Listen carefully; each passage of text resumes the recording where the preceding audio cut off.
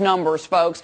94% of Thanksgiving travelers are expected to drive this holiday season. 3.8% of travelers will head to the nation's airports. Will a boycott of those controversial airport body scanners cause delays for U.S. Airlines and take a bite out of profits? Let's bring in Dorsey and Todd Schoenberger. Guys, Todd, I want to start with you. You think the TSA is going to be bad for the airline business this year?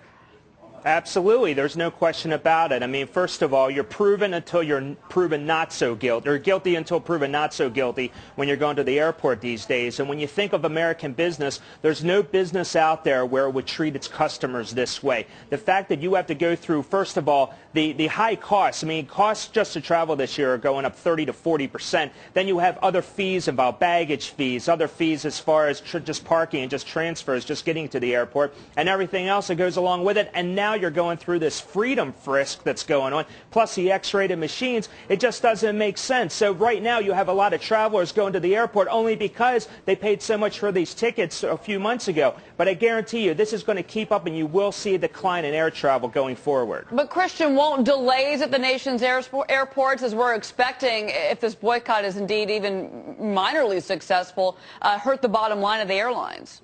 Well, you know, it will, Cheryl. You know, the boycott is misguided, but let's keep in mind that TSA is actually trying this new technology and these new procedures to avert what was the worst thing to ever happen to the airlines economically, and that's the aftermath of 9/11, where profits dipped in half in the airline industry. Bankruptcies became so commonplace that U.S. Airways did it twice. I mean, clearly, this is not, you know, some sort of frivolous attempt by TSA to inconvenience all of us. It's to respond to the worst terrorist activity in this country's history.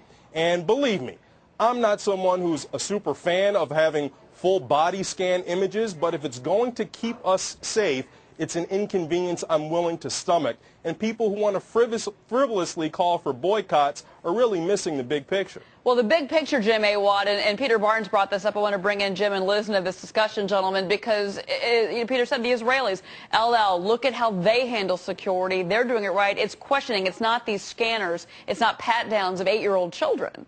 Yeah, you could argue whether we're using the best technology or not, and they ought to look at the Israeli alternative. But what I will say is I would rather put up with, personally, whatever I have to put up with to make sure that I'm safe on that plane. That's a separate discussion as to whether we could do it better, cheaper, technologically better. But I think a boycott, if you remember 9/11, I mean, I think a boycott is misguided. Well, I mean, it's flying a right or a privilege. That's another discussion. But Liz, go ahead. Yeah, you know, the issue is the idea about profiling, and, you know, civil rights groups have always opposed profiling.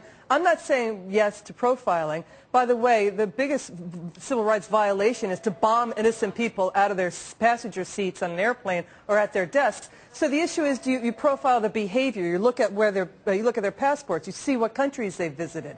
You know, so Christian, I mean, would you be supportive of that you just go after the behavior of these passengers? Because, again, the 9/11 bombers could have thwarted the scanners. The Lockerbie bomber could have thwarted the scanners. The underwear bomber could have even avoided the pat-down as well.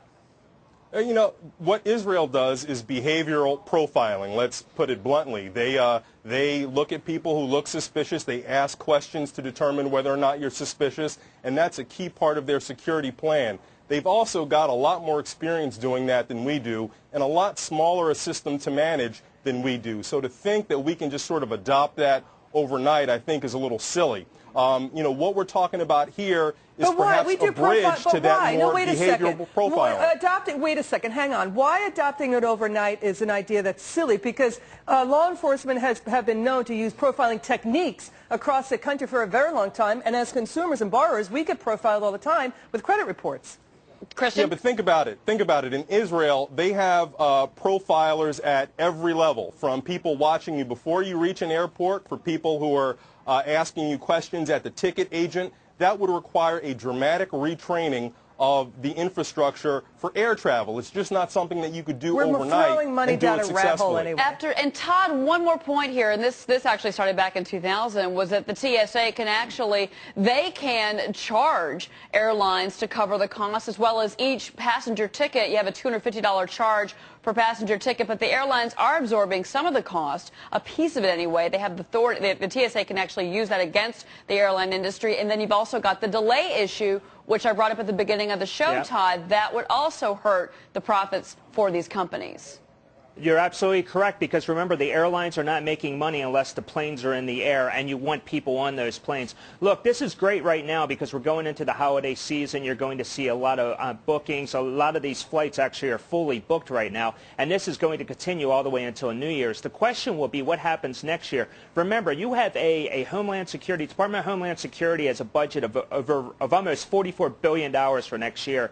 A little over $8 billion of that goes to TSA, and then you start thinking about all these other scanners that are going to go in. We're looking at 1,000 new X-ray scanners going into 75% of all airports by the end of next year. This is not going to change. So as far as looking at something that's going to be long-term, like Christian is suggesting, that looking at behaviors of passengers would take a long time. Well, it's going to take some time to put these X-ray scanners in there. But bottom line is ultimately you're going to have travelers that are going to curb their own behavior. They're going to look elsewhere, maybe even at Amtrak. I mean, Amtrak's committing a lot of money right now to the rail system around the country. So there might be other alternatives that are out there, and plus they're going to be a lot cheaper, and that will hurt the bottom line for those airlines. Christian, another thing that could boost the bottom line for many companies is to just privatize the security process at airports. Some airports in this country do have private security. Is that a better answer? Yeah, but that's a red herring, because under the current rules, even if you were to privatize the TSA functions, it would still be under TSA rules, so it wouldn't change a lot of the objections that people have. It would just be taking a government function and putting it into private hands. So that's clearly not the answer.